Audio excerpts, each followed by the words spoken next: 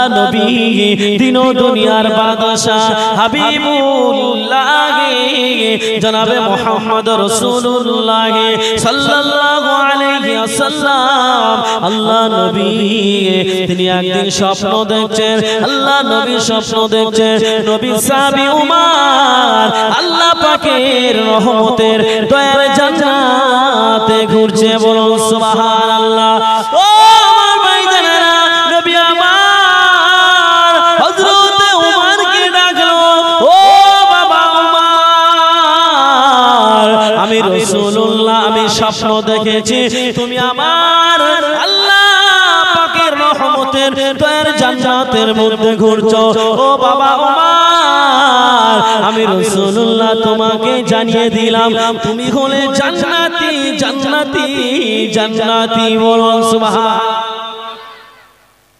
বলছে আমি রাসূলুল্লাহ ঘোষণা দিলাম তুমি হলে জান্নাতি জান্নাতি জান্নাতি তো হযরতে ওমর বলছে ঠিক আছে আমি জান্নাতি আমি নামাজ পড়ব না আল্লাহ রাসূল বলছে ঠিক আছে যাও তুমি বাড়ি চলে যাও তোমার নামাজ পড়তে হবে না ও আমার ভাইরা নবী আমার দিন ও দুনিয়ার বাদশা হাবিবুল্লাহ জনাবে মুহাম্মদ রাসূলুল্লাহ সাল্লাল্লাহু আলাইহি ওয়াসাল্লাম আল্লাহর নবী হযরত উমরকে বলল বাবা উমর চলে যাও চলে যাও চলে যাও তোমার আর নামাজ পড়তে হবে না আমি রাসূলুল্লাহ বলছি তুমি চলে যাও হযরতে উমর তিনি নামাজ পড়বে না বলে বাড়ির দিকে রওনা দিলেন আল্লাহ নবী সাহাবী উমর যখন বাড়িতে চলে গেল নামাজের সময় হয়ে গেল ওই জামানায় মুয়াজ্জিন ছিল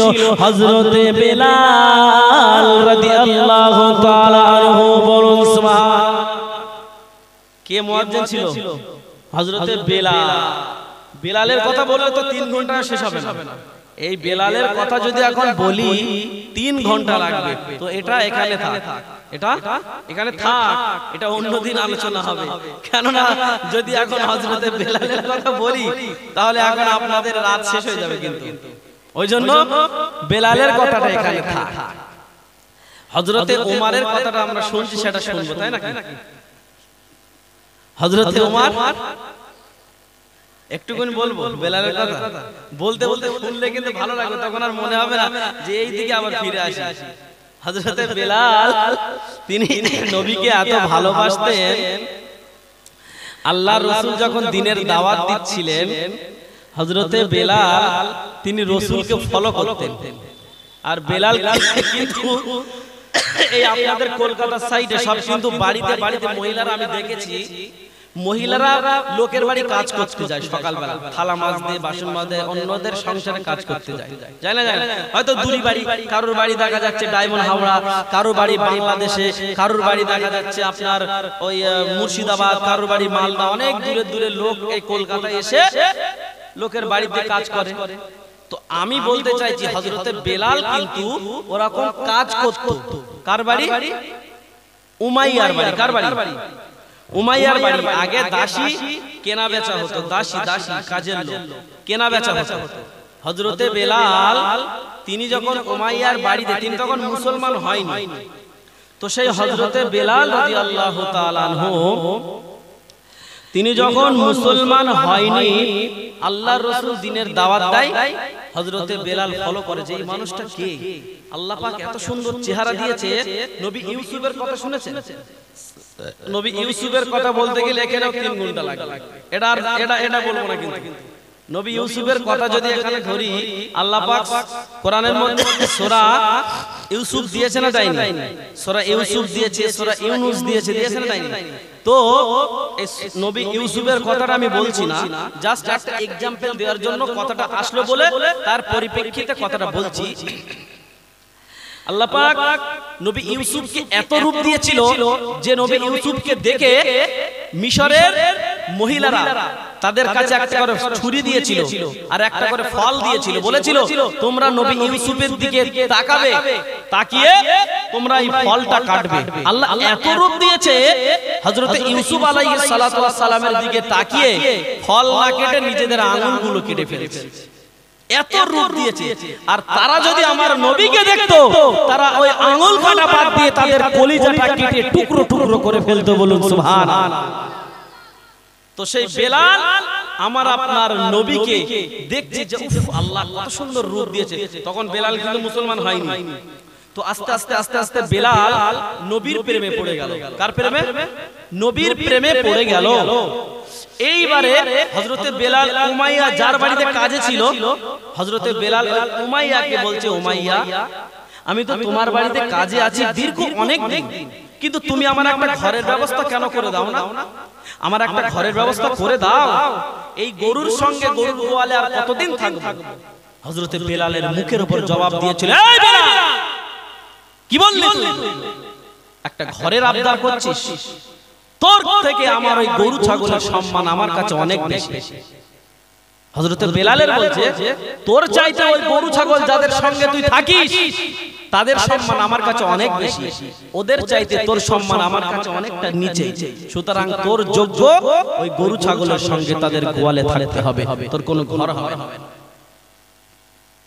ও আমার ভাইরা, আল্লাহর নবীর হাতে হাত দিয়ে হযরতে বেলাল উমাইয়াকে লুকিয়ে, আবু জাহালকে লুকিয়ে হযরতে বেলাল আল্লাহ নবীর হাতে হাত দিয়ে কলমা পড়ে চির জনমের মতো মুসলমান হয়ে গেল। জোরে বলেন। হযরতে বেলাল আল্লাহর নবীর হাতে হাত দিয়ে পড়ে গেল কালমা লা ইলাহা ইল্লাল্লাহ, লা ইলাহা ইল্লাল্লাহ, লা ইলাহা ইল্লাল্লাহ। হযরতে বেলাল এই যে কলমা পড়ে যখন মুসলমান হয়ে গেল, যে রাত্রে মুসলমান হয়েছিল হযরতে বেলাল আল্লাহর ইবাদত করছিল, আল্লাহর ইবাদতে মশগুল ছিল। হযরতে বেলাল যে রাত্রে মুসলমান হয়েছে সেই রাত্রিতে ইবাদত করতে করতে করতে করতে সকাল হয়ে গেল। সকাল হয়ে গেল, হযরতে বেলাল দরওয়াজা খোলেন। কোথায় আছে? ওই গরু ছাগলের গোয়ালের মধ্যে। হযরতে বেলাল দরওয়াজা খোলেন, উমাইয়ার কানে খবর দিল, উমাইয়া তোমার বাড়ি যে দাসী ছিল বিলাল, কালো বেলাল, ওই বেলাল আব্দুল্লাহর বেটা মুহাম্মদ তার হাতে হাত দিয়ে কলমা পড়ে মুসলমান হয়ে গেছে। এখন উমাইয়া তাকে বলছে, ওই বেলাল এত বেলা হয়ে গেছে এখনো শুয়ে আছে, সে গোয়ালটা পরিষ্কার করলো না। ও আমার ভাইজান, উমাইয়া এই কথাটা শুনে বেলাল নাকি গরুর গোয়ালটা পরিষ্কার করলো না, দেখতে পাওয়া গেল বাবা উমাইয়া বেলালকে দরওয়াজায় আঘাত করে ডাকে, বেলাল বেলাল দরওয়াজা খোলো বেলাল। হযরতে বেলাল দরওয়াজা খোলে না। উমাইয়া বলে, তুমি আজকে রাতে কেন গরু ছাগলের গোয়ালটা পরিষ্কার না করে এত বেলা পর্যন্ত ঘুমাচ্ছ? দরওয়াজা কেন খুলছো না? হযরতে বেলাল যখন দরওয়াজা খোলে না, জোরে আঘাত দিয়ে যখন দরওয়াজা খুললো, দেখতে পাওয়া গেল ওই গরুর গোয়ালটা অন্য দিনের চাইতে সেদিনে আরো ঝকঝক করতে লাগলো। বলুন সুবহানাল্লাহ।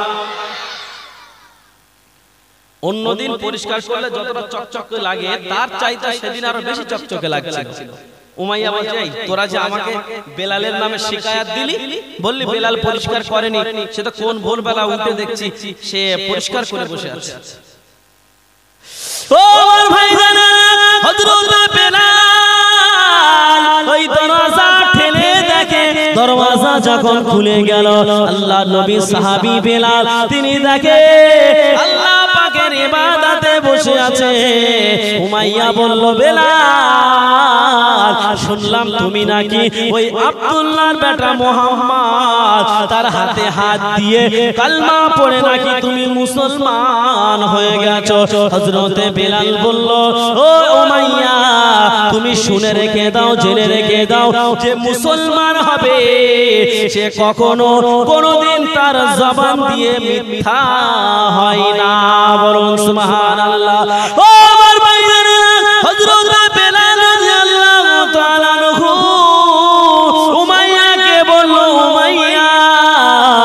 তুমি শুনে নাও আমি বেলাল বলছি আমি এই কালমা পড়ে মুসলমান হয়েছি।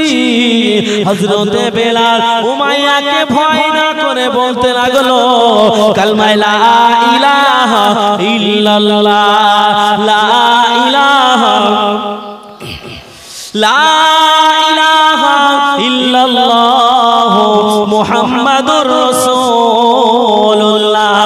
ও উমাইয়া আমি এই কালেমা পড়ে আমি মুসলমান হয়ে গেছি।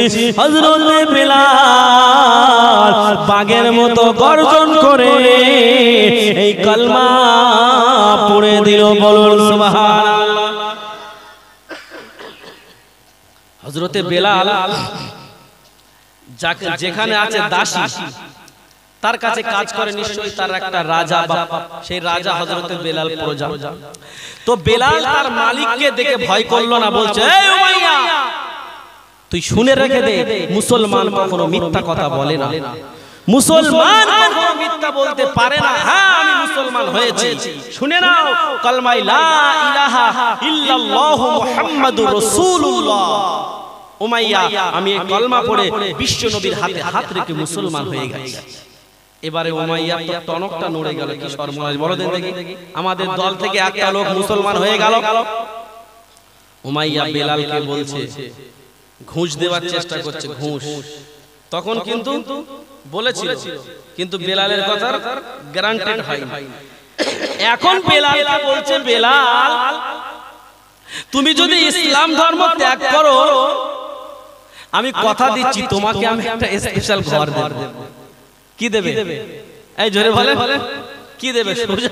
সোজা আঙুলে ঘি তখন উঠেছিল, সোজা আঙুলে ঘি উঠেছিল, উঠি না আঙুলটা একটু যেই বেঁকিয়েছে ব্যাস উমাইয়া সোজা হয়ে গেছে। বলছে কি যে বেলাল তোমার আমি স্পেশাল ঘর দেব, তুমি কলমাটা ছেড়ে দাও, নবীকে ছেড়ে দাও, আল্লাহকে ছেড়ে দাও। হযরতে বেলাল বলল, ওরে উমাইয়া তুই শুনে রেখে দে, জেনে রেখে দে, আমি আমার অন্তরে আল্লাহ এবং আল্লাহর রাসূলের জায়গা দিয়েছি। আমার শরীরে যতক্ষণ জান থাকবে, আমার ধরে যতক্ষণ জান থাকবে, আমি বেলাল আল্লাহ আল্লাহর রাসূলকে ছাড়ব না। বলুন সুবহান। হযরতে বেলাল বলছে আমি আল্লাহ আল্লাহর রাসূলকে ভুলবো না। এই খবরটা আবু জাহালের কাছে নিয়ে গেল। এই আবু জাহাল ভালো না খারাপ সে? হ্যাঁ সে জিনিসটা কি? সে একটা বিটকেল জিনিস না? তার কথা শুনলেই আমাদের মনের মধ্যে একটা ঘৃণা পয়দা হয়, তাই না? তো সেই আবু জাহালের কাছে খবরটা নিয়ে গেল। ও আমার ভাইয়া উমাইয়া আবু জাহালকে গিয়ে বলে, আবু জাহাল, ও আবু জাহাল রে, আমাদের বড় সর্বনাশ হয়ে গেছে। কি সর্বনাশ হয়ে গেছে? ও আবু জাহাল, আমার বাড়ি যে কাজ করত দাসী বেলাল, তিনি আল্লাহ নবীর হাতে হাত রেখে কলমা পড়ে চিরজনমের মতো মুসলমান হয়ে গেছে। ও আমার ভাই জানে না, উমাইয়া যখন আবু জাহালের সঙ্গে কথা বলল, আবু জাহাল তার দলের শাকিরদেরকে পাঠিয়ে দিল, তার দলের কর্মীদেরকে পাঠিয়ে দিল, যাও চলে যাও বেলালকে বুঝিয়ে বলো বেলাল যেন ইসলাম ধর্ম ত্যাগ করে আমাদের ধর্মে আবার চলে আসে। হযরতে বেলালকে আবু জাহালের দলের কর্মীরা গিয়ে বলল, বেলাল তুমি ইসলাম ধর্ম ছেড়ে দাও, আপনারাই আমাদের ধর্মে চলে আসো। হযরতে বেলাল বলল, না আমি কখনো ইসলাম ধর্মটা ত্যাগ করতে পারবো না। বলুন সুবহানাল্লাহ। বলছে না আমি পারবো না। কি করবে না? পারবো না। খবরটা আবু জাহালকে দিল, তাদের দলের সবথেকে বড় নেতা আবু জাহালকে খবর দিল, আবু জাহাল আমরা বুঝালাম, বেলাল বুঝলো, তুমি আসো। আবু জাহাল আসলো বেলালের কাছে, বেলালকে বুঝাচ্ছে মনে হয় শোনা, কথা বলো না বেটা, চুপচাপ বসো, ওয়াজটা শোনো। ও আমার ভাইজান, হযরত বেলালের কাছে আবু জাহাল চলে আসলো।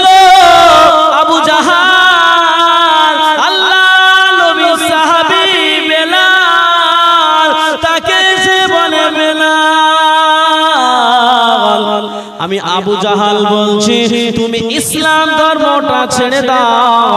তুমি তো এমন ছেলে নয়, আমি জানি তুমি একজন ভালো মানুষ, তোমার মতন ভালো মানুষ হয় না, তুমি আমার চোখে অনেক ভালো। ওই বেলাল তুমি ইসলাম ছেড়ে দাও। ও আমার ভাইরা দেখতে পাগল হযরত বেলাল বলে আবু জাহাল আমি ইসলাম ধর্ম ছাড়ব না, তুমি আমার যাই করো না কেন আমি ইসলাম ধর্ম ত্যাগ করতে পারবো না। একটু জোরে হবে না? আরেকটু জোরে বলেন। বলছে তুমি যাই করো না কেন, যতই ফন্দি আঁটো না কেন আমি ইসলাম ধর্ম ত্যাগ করতে পারলাম না। হযরতে বেলাল যখন এই কথা বলল, আবু জাহাল হযরতে বেলালের কাছে কিছু টাকা পয়সার বিনিময়ে ঈমানটা ক্রয় করার চেষ্টা করলো, ঈমানটা কিনে নেওয়ার চেষ্টা করলো। কি গো, ঈমানদারের কাছে ঘুষ চলে? হ্যাঁ চলবে। আপনাকে যদি এখন কেউ বলে যে আমি তোমার এত টাকা দিচ্ছি ইসলাম ধর্ম ছেড়ে দাও, দেবে? দেবে না। বলবে আমি মরতে রাজি আছি কিন্তু আমি আমার ইসলাম ধর্মটা আমি ত্যাগ করতে রাজি না। আল্লাহ বলছে ইন্নাদ দীনা ইনদাল্লাহিল ইসলাম। জোরে বলুন সুবহানাল্লাহ। আল্লাহ বলছে আমার কাছে মনোনীত একটাই ধর্ম যার নাম হলো ইসলাম। জোরে বলুন সুবহানাল্লাহ। ও আমার ভাইজানেরা, ও সোনার মানিকেরা, কান খুলে শুনে রেখে দিন, জেনে রেখে দিন। আবু জাহাল হযরতে বেলালকে বলল, বেলাল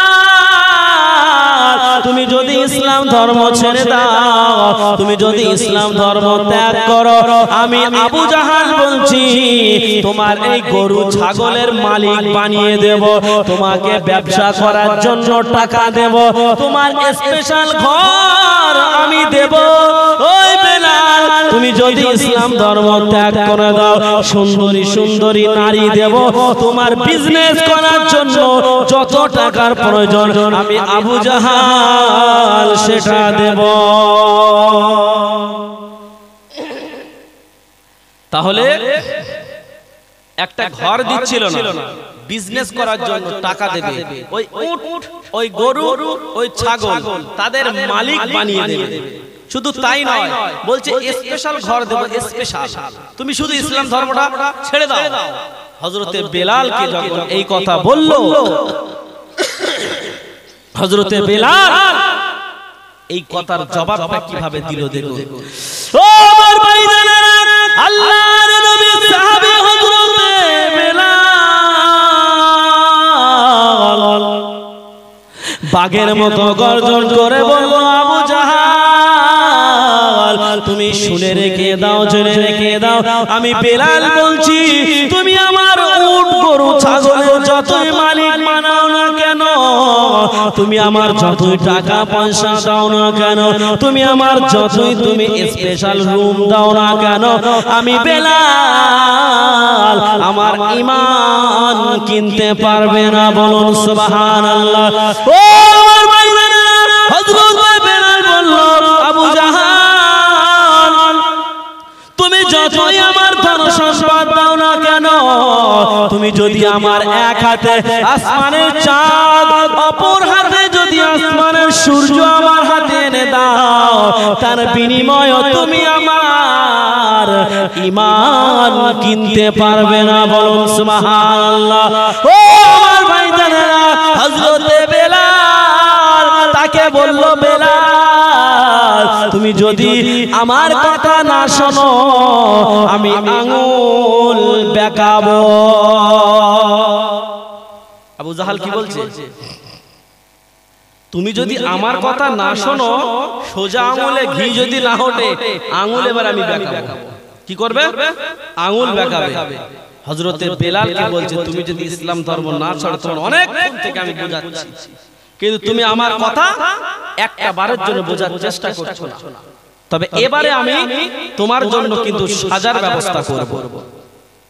হযরতে বেলাল বলছে তুমি তোমার কত সাজা আছে দেখি আমার সাজা দাও।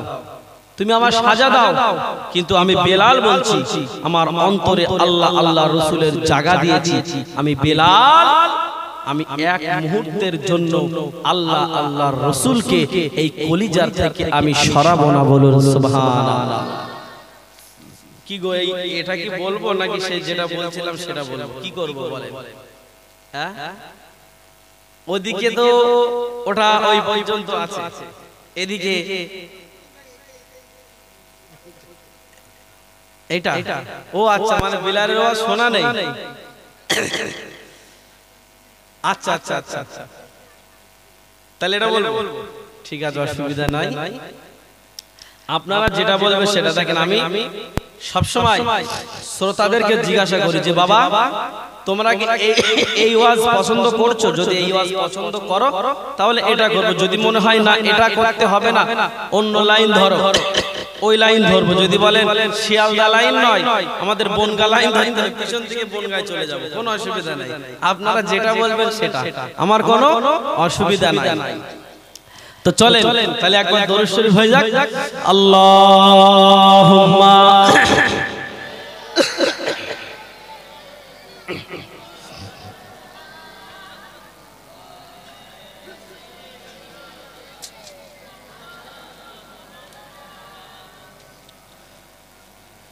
কালমা লা ইলাহা ইল্লাল্লাহ, লা ইলাহা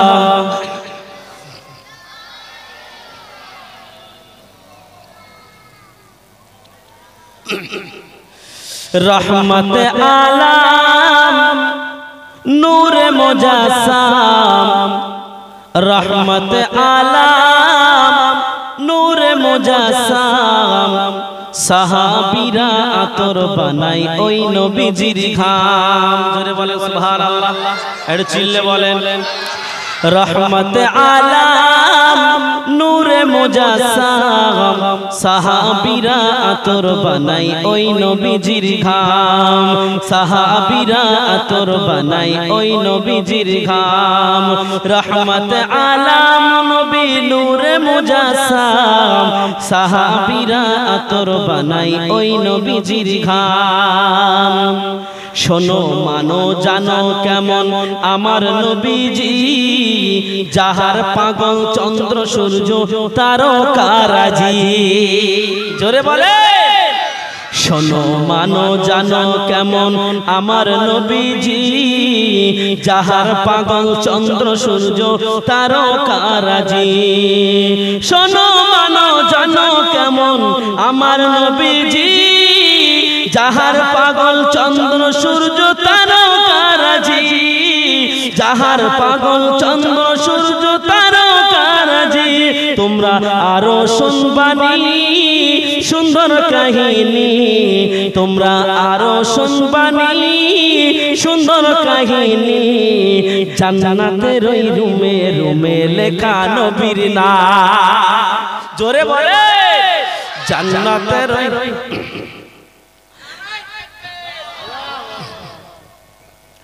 জান্নাতের ওই রুমে রুমে লেখা নবীর নাম।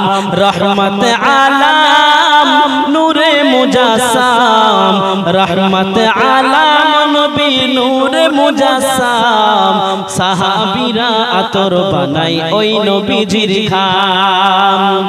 উস্তুন হান্নানা একটা খাজুর গাছের নাম, উস্তুন হান্নানা একটা খাজুর গাছের নাম, যাকে ধরে খুতবা দিতেন রাসূল আকরাম।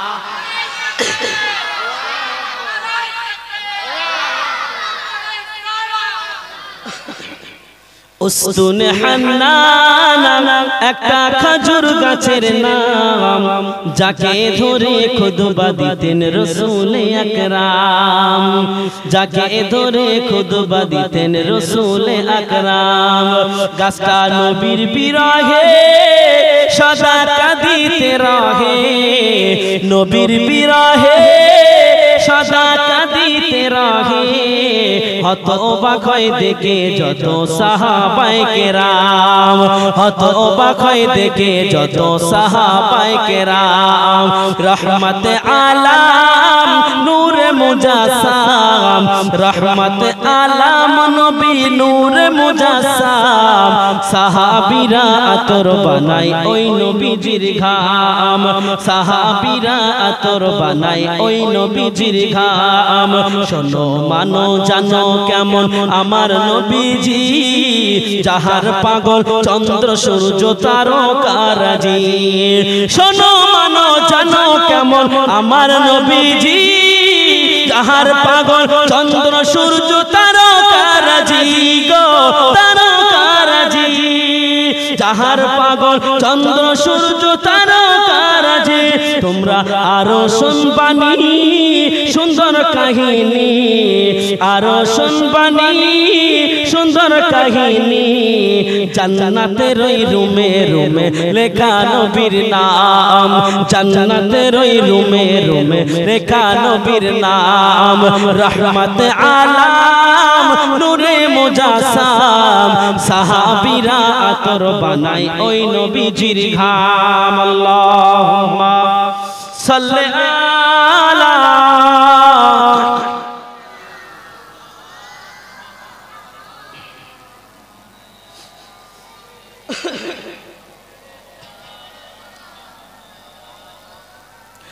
উস্তুনে হান্নানা একটা খেজুর গাছের নাম উস্তুনে হান্নানা একটা খেজুর গাছের নাম যাকে ধরে খুতবা দিতেন রাসূল আকরাম যাকে ধরে খুতবা দিতেন রাসূল আকরাম উস্তুনে হান্নানা একটা খেজুর গাছের নাম যাকে ধরে খুতবা দিতেন রাসূল আকরাম যাকে ধরে খুতবা দিতেন রাসূল আকরাম গাছটা নবীর বিরহে সদা কাঁদিতে রহে গাছটা নবীর বিরহে সদা কাঁদিতে রহে হতবাক হয় দেখে যত সাহাবায়ে কেরাম হতবাক হয় দেখে যত সাহাবায়ে কেরাম রহমতে আলাম নবী নূরে মুজাসসাম